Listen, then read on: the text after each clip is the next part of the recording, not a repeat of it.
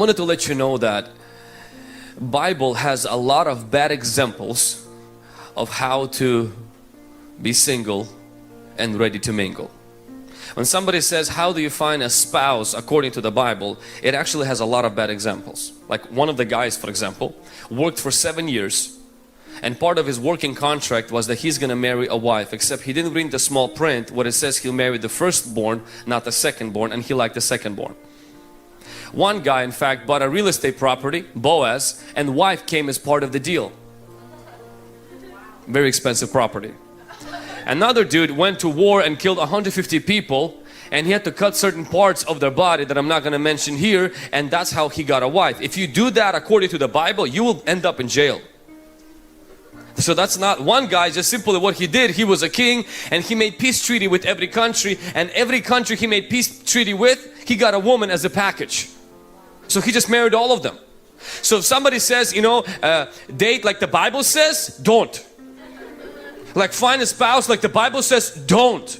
Because you will be put into jail, and that is going to be immoral, and that is going to be wrong. And so what do we learn from? Now if you come into any kind of household, your parents tell you the way we did it is the way you should do it. Like all of our parents have really crazy stories. Like my mom and my dad met my mom, and 2 months later they were married. My dad did not actually know who my mom was, to that point that a few days before the wedding he came to the house, he confused my mom with her sister. He kept on talking to her and like about the wedding plans, and she's like, dude, that's not me, you're marrying the other one. And so my dad could be like, dude, lad, don't worry about it, man, just marry them, and if you confuse the sisters, you're gonna end up with some kind of a sister. So my dad is not an example of how to get it done, nor am I an example, because I used Facebook. I used the mouse to find a spouse.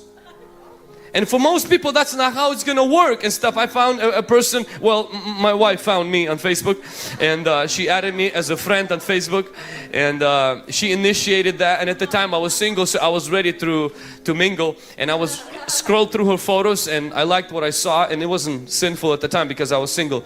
And so I scrolled through her photos and I was like, wow, you know, where's this woman from? And then I found out that she's from Vancouver, Washington, a church that I would go to a lot and preach. And I was like, how did God blind my eyes that I was there so many years and never saw her?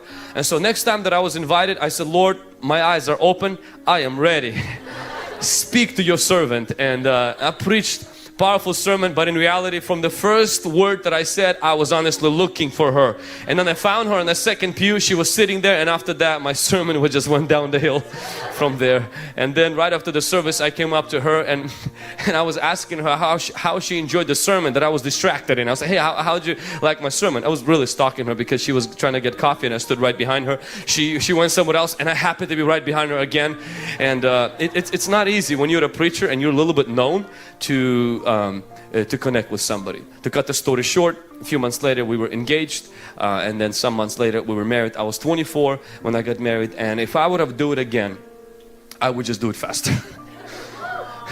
I would just save money on gas because there's a lot of driving back and forth, and sooner or later, no matter, for me, I believe who you marry, you're still gonna have to deal with your stuff, and you're still gonna have to learn to be unselfish and to be kind. So who is our example when it comes to relationships? I believe the example for us is not me, even though I have certain things that I believe everybody should follow. The example is not even our parents, even though your parents might be a great example. Some of you here, you don't have a good example from your parents. When Pharisees came to Jesus and they said, Jesus, Moses said we should divorce. That's what the law says. And Jesus told them this. He says, in the beginning, somebody say in the beginning. Come on, somebody say in the beginning. Jesus says in the beginning it was not so. In the beginning he's referring to the first 2 chapters of Genesis. The first 2 chapters of Genesis is God's perfect plan, I believe, for the humanity. And the last 2 chapters of Revelation is God restoring that perfect plan. And everything in between is a mess. And then there's Jesus there reconciling us and bringing us back to God's perfect plan. So what we're going to do today is I'm just going to jump in quickly and share with you 3 simple principles of from the beginning when God created relationships. Let me remind you, God created Adam, and when He created Adam, after that God revealed Himself to Adam. Adam had a relationship with God.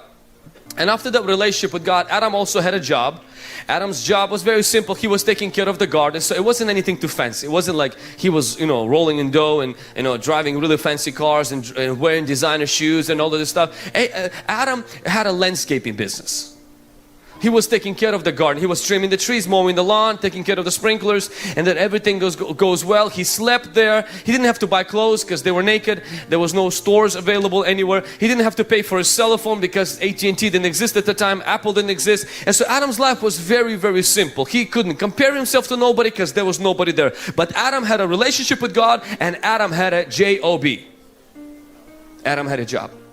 I always tell people, first and the most important thing as a single person you must know is this, is you have to have a relationship with God. Somebody say amen. But the second thing, after you have a relationship with God, whether you're a teenager or a young adult, before you even think about relationship, you have to have a job. No money, no honey. Come, somebody say amen. Alright, you can't take her out on a date with your mom's credit card. Alright? And you can't go on a date and say, hey honey, I forgot my wallet, could you cover me? Or hey, could you cover up for me? That is not how this works. God from the beginning established this, that every guy, and I believe also this applies for ladies, because ladies, we should not be waiting for a sugar daddy who's going to supply all of your needs according to his riches and his glory.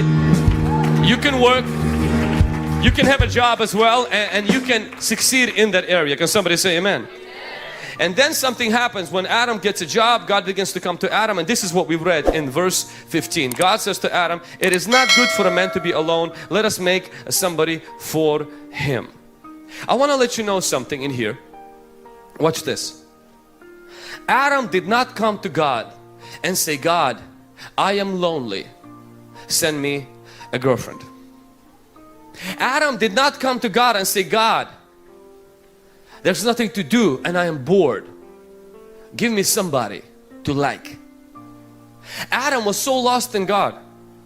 He actually was so engulfed with God that God had to come to Adam and say, Adam, you're lonely.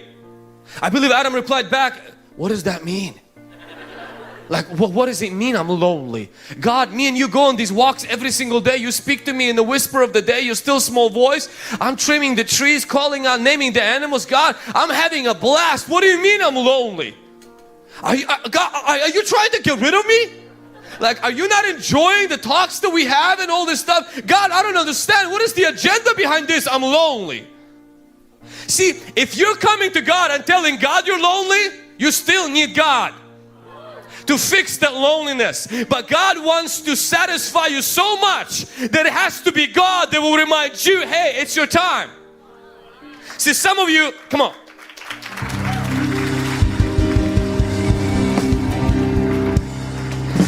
Some people are 16 years of age. God, send me a girlfriend. And God goes in there, you need deliverance, not a date. You need a rehab, not romance. You need to find God and be lost in Him so much that God will be the one say, hey, come on, it's your time.